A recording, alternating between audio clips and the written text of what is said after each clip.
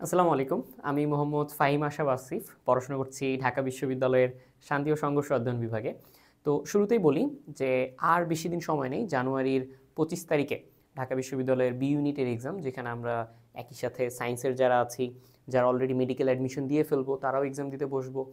যারা অন্যান্য বিভাগ থেকে বিভাগ পরিবর্তন করছি, সো তারাও এখানে এক্সাম দিচ্ছি। সো খুবই ক্রুশিয়াল একটা এক্সাম হতে যাচ্ছে ঢাকা বিশ্ববিদ্যালয়ের বি ইউনিট। আর যেহেতু বিভাগ পরিবর্তন বলতে এখন আসলে বি ইউনিটটাকে বোঝাচ্ছে, সো খুবই ডিফিকাল্ট একটা এক্সাম হতে যাচ্ছে, কারণ একই সাথে মেডিকেল অ্যাসপিরেন্ট যারা আছে তারাও কিন্তু এখানে অ্যাপ্লাই করছে, অন্যান্য সকল বিভাগ থেকেই কিন্তু এখানে অ্যাপ্লাই করছে। আর যেহেতু ঢাকা বিশ্ববিদ্যালয়ের মতো একটা বিষয়, তো সেখানে অনেক ভালো ভালো ইন্টারেস্টিং কিছু সাবজেক্ট আছে যেগুলো নিয়ে আমরা আসলে এখন দেখছি। যখন আমরা এখানে দেখছি আইআর আছে, আমরা এখানে দেখছি ল আছে, ইংলিশ আছে, সো আরও অনেক ইন্টারেস্টিং সাবজেক্টগুলো কিন্তু এখানে আছে। সো টোটাল 44টা সাবজেক্ট কিন্তু এখানে আছে। কিন্তু শেষ মুহূর্তে এসে 1 থেকে 1.5 মাসের মধ্যে আসলে আমরা কীভাবে প্রস্তুতিটা নিতে পারি? খুব বেশি কিছু নেই, আহামরি কোনো টপিক নেই, আহামরি কোনো রকমের সিলেবাস নেই, ফিজিক্স, কেমিস্ট্রি, ম্যাথ, বায়োলজির মতো জটিল কোনো বিষয় নেই। বাংলা, ইংরেজি এবং সাধারণ জ্ঞান, সকলে হয়তো সিলেবাসটুকু জানি। আমি এখন একটা টাইমলাইন বলে দিব বা একটা প্রস্তুতির একটা বিষয় বলে দিব, যেটা দিয়ে আসলে আগামী 1 মাস থেকে 1.5 মাসের মধ্যে আমরা বি ইউনিটের জন্য টোটালি প্রিপেয়ার্ড হয়ে যেতে পারি।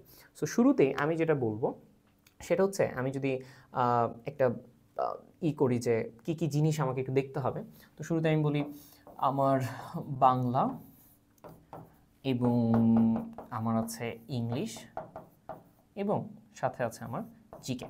এখন আমি একটা জিনিস মনে করি যে জিকের যে ব্যাপারটা, এখানে গিয়ে একটু প্রবলেম হয়, কারণ এই জিকেতে আমার আছে 30 মার্কস।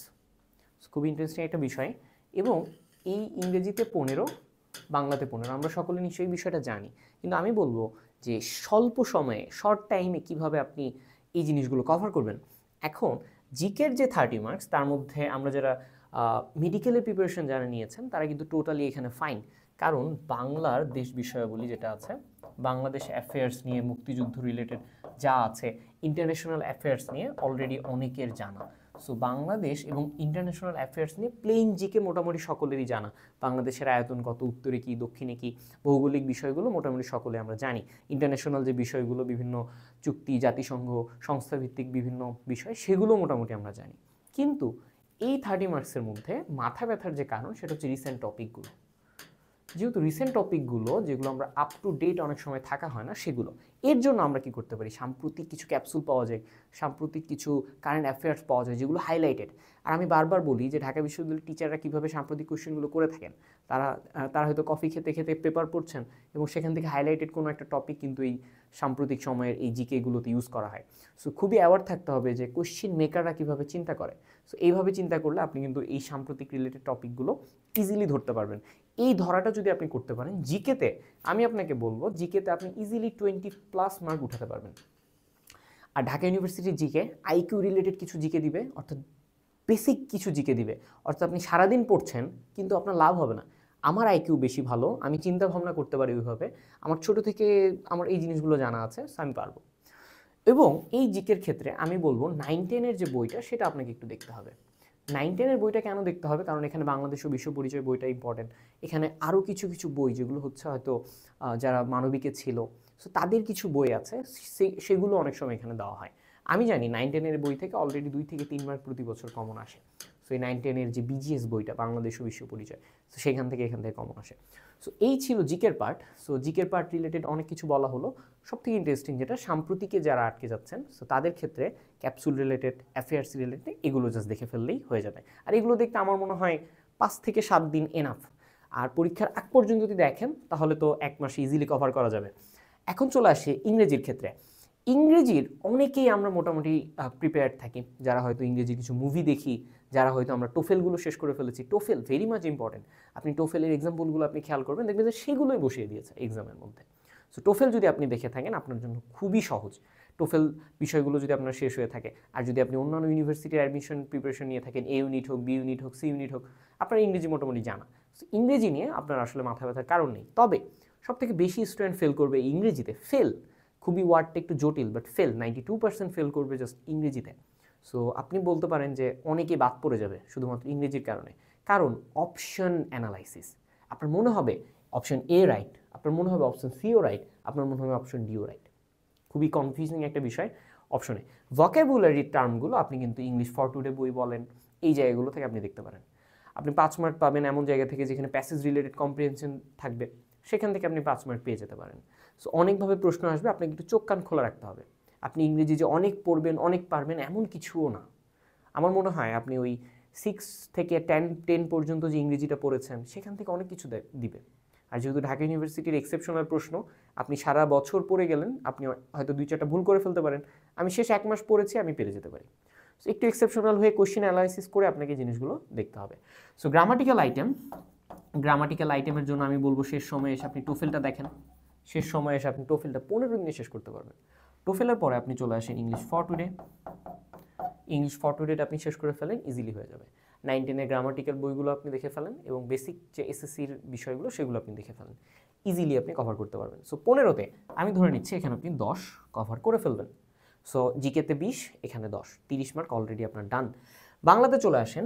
বাংলাটা অনেকেরই পেছানো থাকে, যারা মেডিকেল প্রিপারেশন নিচ্ছেন, যারা অন্যান্য ইউনিভার্সিটি রিলেটেড এ ইউনিট রিলেটেড প্রিপারেশন নিচ্ছেন, যারা অলরেডি মানবিকে আছেন তাদের কথা বাদ, শেষ সময়ে এসে আপনি যেহেতু প্রস্তুতি নেবেন বি ইউনিটের জন্য, তার মানে আমি ধরে নিচ্ছি বাংলাতে আপনার প্রস্তুতিটা তেমন একটা নেই।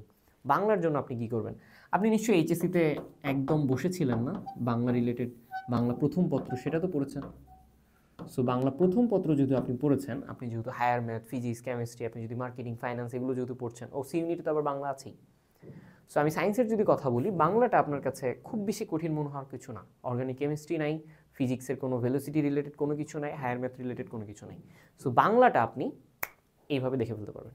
এইভাবে মানে এইভাবে, কারণ প্রথম পত্র থেকে আপনি ইজিলি 5টা থেকে 7টা প্রশ্ন পাবেন, যেগুলো আপনার কাছে হাসি মজার গল্প। তো নার্ভাস না হয়ে আপনি শেষ সময়ে গল্পগুলো পড়ে ফেলেন। এখন চলে আসেন বাংলা সেকেন্ডে। সো এই বাংলা দ্বিতীয়তে আমরা একরকম মাথা ব্যথার কারণ মনে করি যে ভাই বাংলা দ্বিতীয় পত্র, ব্যাকরণ, আমার ধ্বনি ভালো লাগে না, আমার সমাস ভালো লাগে না। না, আপনি একটু মনোযোগ দিয়ে খেয়াল করেন, মাতৃভাষা আপনার আমার মায়ের ভাষা, তা আপনি ইজিলি বুঝে যাবেন। আপনি একটু মনোযোগ দিয়ে দেখেন জিনিসগুলো, দেখবেন যে আপনার কাছে খুব সহজ মনে হচ্ছে। কয়েকটা উদাহরণ দেখে ফেলেন, প্রিভিয়াস ইয়ারের প্রশ্ন দেখে ফেলেন, আর 9-10-এর বাংলা ব্যাকরণ বই, 9-10-এর বাংলা ব্যাকরণটা দেখে ফেলেন। সৌমিত্র শেখর স্যারের ওই যে সাহিত্য জিজ্ঞাসা যে বইটা আছে সেটা দেখে ফেলেন, আপনার বাংলার প্রিপারেশন ইজি। সব কিছু মিলে আপনি এখানেও বাংলাতে 10 পেয়ে যাবেন। আই এম শিওর যে আপনি যদি এই 1 মাসে যদি আপনি এই জিনিসটা ফলো করেন, রেগুলার প্রিপারেশন নেন, আপনি অন্যান্য প্রিপারেশনের পাশাপাশি যদি আপনি এই 3টা জিনিসের জন্য 3 ঘন্টা করে দিনে সময় দেন, আপনার প্রস্তুতি ডান। এখন চলে আসেন, আপনি জিকেতে পেলেন 20, বাংলাতে ইংরেজিতে করে পেলেন 10 করে 20, টোটাল হলো 40। সো আপনি যদি 40 মার্কস পান এবং আপনার যদি চিন্তার কারণ হয়ে থাকে রিটেন, সো রিটেনে যে বাংলা এবং ইংরেজির যে বিষয়গুলো আসবে সেগুলো আপনি প্রিভিয়াস ইয়ার থেকে একটু দেখে ফেলেন। আর রিটেনে আপনার ফ্রি হ্যান্ড রাইটিং স্কিল থাকলে আপনি ইজিলি পেরে যাবেন। রিটেন নিয়ে আপনাকে চিন্তা করতে হবে না, কারণ এই এমসিকিউগুলোর মধ্যেই আপনার অনেক কিছু রিটেনের জন্য কভার হয়ে যাবে। তাহলে আমি ধরে নিচ্ছি রিটেনে আপনি পেলেন 20 আউট অফ 40-র মধ্যে, তাহলে আপনি টোটাল পেলেন 60 মার্কস এবং আপনার এসএসসি এইচএসসিতে আমি ধরে নিলাম 20 মার্কস আছে, অর্থাৎ এসএসসিতে 5 × 2 10, এইচএসসিতে 5 × 2 10, তাহলে 60 আর 20 হয়ে যায় 80। ইটস আ গুড মার্ক এবং to get into Dhaka university it's enough. এবং এই এনাফ মার্কটুকু নিয়ে আপনি ইজিলি ঢাকা ইউনিভার্সিটির বি ইউনিটের একটা ভালো সাবজেক্ট পেয়ে যেতে পারেন। সো খুব জেনারেল টপিকগুলো ছিল, আমি মোটামুটি এই জিনিসগুলো দেখালাম। এভাবে প্রিপারেশন নিতে থাকেন, 1 মাসের মধ্যে আপনার ঢাকা ইউনিভার্সিটির বি ইউনিটের প্রিপারেশন এনাফ। আমি এখন যখন ভিডিওটা বানাচ্ছি এখনও সময় আছে মোটামুটি 2 মাসের কাছাকাছি। তো আমি মনে করছি যে আপনারা 2 মাসটাকে 1 মাস মনে করি, 1 মাসের মতো করে হলেও আপনি এই জিনিসটা ইজিলি কভার করে ফেলতে পারেন। সবার জন্য শুভকামনা। আর বি ইউনিট মাত্র 900টা সিট সায়েন্সের জন্য, সো খুব ক্রুশিয়াল একটা এক্সাম। সকলকে বেস্ট অফ লাক।